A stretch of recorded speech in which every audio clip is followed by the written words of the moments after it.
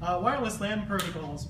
Now, dealing with all the other protocols for both wired and wireless, one of the things that you have to note with wireless is that there's a bunch of different factors in play. A lot of them you can't exactly regulate, you can't exactly deal with on a personal basis, because you've got, when you're transmitting wirelessly, you're just basically a person in a room shouting very loudly and possibly very angrily and hoping that everyone around you hears you. So, for example, there's problems with this that occur, and there's a whole bunch of situations in which things get miscommunicated, bunched up, and collide. And, for example, simplest thing to do is I'm a teacher standing up here in front of you telling you what the homework is. Now, naturally, some people are going to hear me. Now, I can talk very loudly and everyone can hear me, but not everyone is going to get that information due to, we'll say, interferences, other people talking. For example, the person in the back of the room could be talking very angrily about how the line at the student parking pass line is way too obnoxiously long, and they should fix that. Or someone is very engrossed in their computer and refuses to pay attention to the front of the room. Yeah, I see you people looking out. But the problem with that is that, how do we solve that? So we put these protocols in place to allow people to, and transmission stations to understand that they can't be yelling all the time, basically. So that their packets don't collide and the receiver gets the information that they're supposed to. So we'll go into more specific details of these problems. Two of the major problems that occurs when transmitting information is the hidden terminal problem and the exposed terminal problem.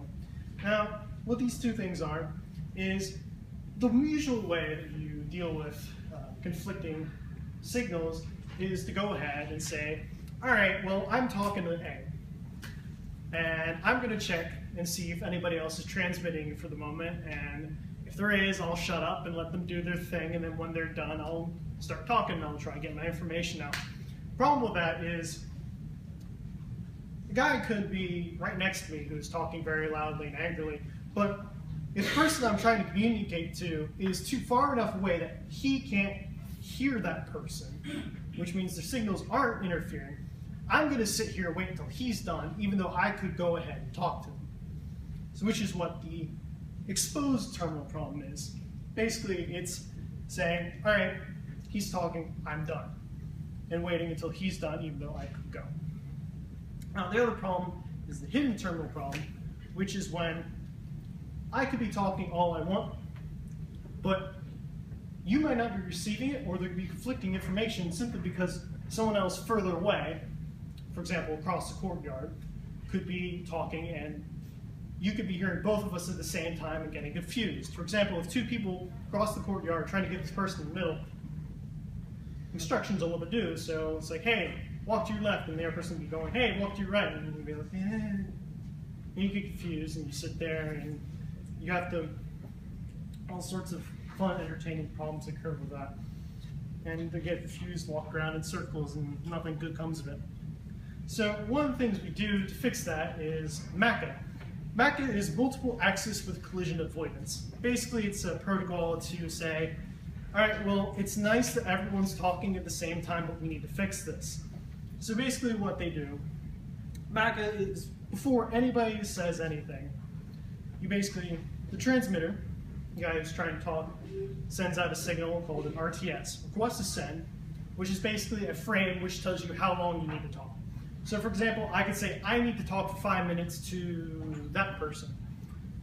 Upon doing so, anyone else in the area that can hear this transmission, this packet that they sent out, shuts up so that he can find out whether or not he can actually talk or not. So once this receiver, person who I'm trying to talk to, gets this information, does one of two things. One, he sounds out a CTS, which means you're good to go, talk to me. Or they wait because they're currently working with someone else. For example, if I'm trying to talk to you and you're talking with your friends, like, hey, can you hold on for like 5 seconds? And I'm like, oh yeah, sure. So the receiver, after receiving an RTS, says, okay, you're good to talk to me.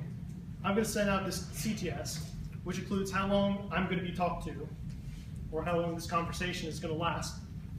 And everyone in the area who's transmitting is to stop talking, or hold off for a few minutes so that I can get this information without anyone else interfering with it or getting my signals crossed, and so packets are less likely to be dropped.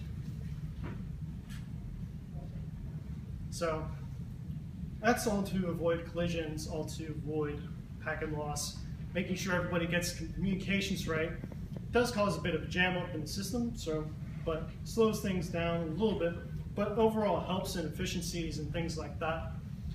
Collisions can still occur with this protocol, but overall it helps the wireless protocol immensely.